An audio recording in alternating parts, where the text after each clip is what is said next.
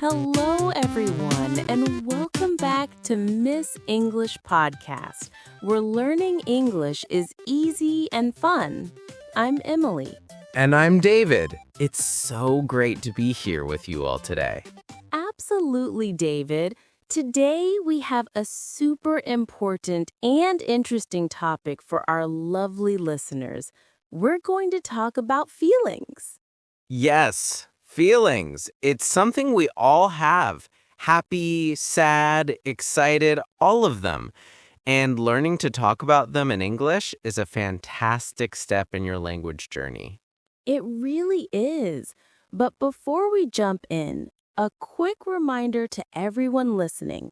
Please share this episode with your friends who are learning English. Subscribe to Miss English Podcast if you haven't already, and hit that like button. Yes, it really helps us a lot. And we love seeing your comments too. Tell us what you think. Okay, David, let's start with why talking about our feelings is so important. Sometimes it can feel a little bit difficult, right? Yes, it can, but it's so good for us, Emily. When we talk about how we feel, it helps our mental health. It's like letting a bit of the pressure out. Exactly. It's not good to keep everything inside. When we express our feelings, it helps with communication. People understand us better. That's true. If I say, I'm so happy today, you understand me better, and it helps our relationships too, with friends, with family, with everyone. Oh, totally. If I tell my friend, I'm feeling sad today, my friend might say, Oh, I'm sorry to hear that. Can I help? That builds a stronger connection, like a little bridge between people. That's a great way to put it, Emily. Talking about feelings is good for our mind, for understanding others, and for building friendships. Now, for our amazing English learners, let's go over some basic words for feelings. Yes, let's start with happy. When you smile or laugh, you're happy. Like right now, I'm feeling happy talking to you, David. Me too, Emily. Then we have sad. When you feel down or maybe want to cry. Like when it rains all day and you wanted to go outside, you might feel sad. And then angry. When you feel hot inside. Maybe you want to shout a little. Like when you miss the bus. Yes, and tired when you want to sleep. I feel tired sometimes after recording podcasts all day. I know that feeling. Then we have excited, when something good is going to happen, like before a trip or a party. Yay! And scared when something makes you feel afraid, like a spooky movie. Or a strange noise at night. And finally, nervous, when you have a big test or need to speak in front of people. I remember being nervous before my first podcast, but now I feel happy and confident. Now, here's an important tip.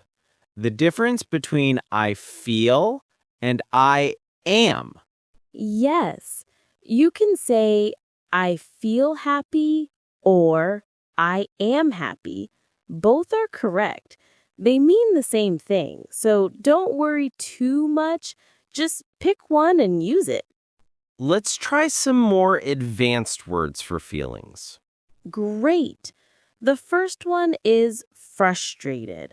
This is when you try to do something, but it's not working. Like when you try to fix your computer and it keeps freezing, you feel frustrated. Exactly. Next is overwhelmed. That's when you have too much to do, too much to think about. Like students before exams, they might feel overwhelmed. Yes. Then anxious. That's like nervous, but stronger. Right. You might feel anxious before a job interview or an important meeting. And proud. That's a good one. You feel proud when you do something well, like finishing a project. Or when your child learns to ride a bike, you feel so proud. Aw, yes. Then there's lonely. When you feel alone, even if people are around. That happens to all of us sometimes, and that's okay. Next is confident. When you believe in yourself, when you feel ready and strong. And disappointed when something doesn't go the way you hoped, like when your favorite team loses a game. Yes, or when your vacation gets canceled. Very disappointed. We can also show how strong a feeling is. For example, a bit sad or completely devastated. Right. A bit sad means a little sad, but completely devastated means very, very sad. You can use words like a bit, a little, very, really, extremely, or completely to show the strength of your feeling. Now let's have some fun with idioms. Yes. The first one is I'm on cloud nine. That means you are extremely happy. Like, my vacation starts tomorrow. I'm on cloud 9. Nice. Next is I'm feeling under the weather. It means you're feeling a bit sick. I can't come to the party. I'm feeling under the weather. Then he's walking on eggshells. That means being very careful not to upset someone. Like, be quiet. Dad's in a bad mood. We're all walking on eggshells. And it broke my heart. That means something made you very sad. When my dog ran away, it broke my heart. Now, how can we ask others how they're feeling? You can say, how are you really feeling? Or, do you want to talk about it? Or is something on your mind? These are gentle ways to ask. They show you care.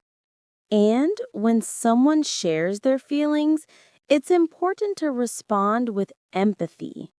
Yes, you can say, that must be really hard. Or, I understand how you feel.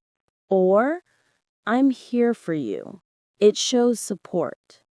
And don't forget to say, thanks for sharing that with me. It shows trust and appreciation. Let's try a few real-life examples. If you had a bad day at work, you could say, I'm feeling tired and frustrated today. Or, I'm feeling a bit overwhelmed. Too many meetings. And if you're excited about a trip, I'm so excited for my vacation next week. Or, I'm on cloud 9 about the concert tomorrow. And if something sad happens, I'm really disappointed that my project didn't work out. Perfect examples. Before we go, what are your final tips for improving emotional vocabulary, David? First, keep a feelings journal in English. Every day, write something like, today I feel happy because... Ooh, I love that. My tip is to practice describing your day using emotional words. Not just my day was good, but my day was stressful at first, but later I felt proud. Exactly. The more you practice, the easier it gets. Don't worry about mistakes. Just express yourself. Beautifully said, David. Remember, everyone, talking about your feelings is a journey, both in English and in life. Be patient with yourself. And we're so proud of all of you for learning and growing with us. That's all for today's episode of Miss English Podcast. Thank you so much for joining us. Please subscribe, share this episode, and tell us in the comments, how are you feeling today? We can't wait to read your answers. See you next time, everyone. Bye-bye.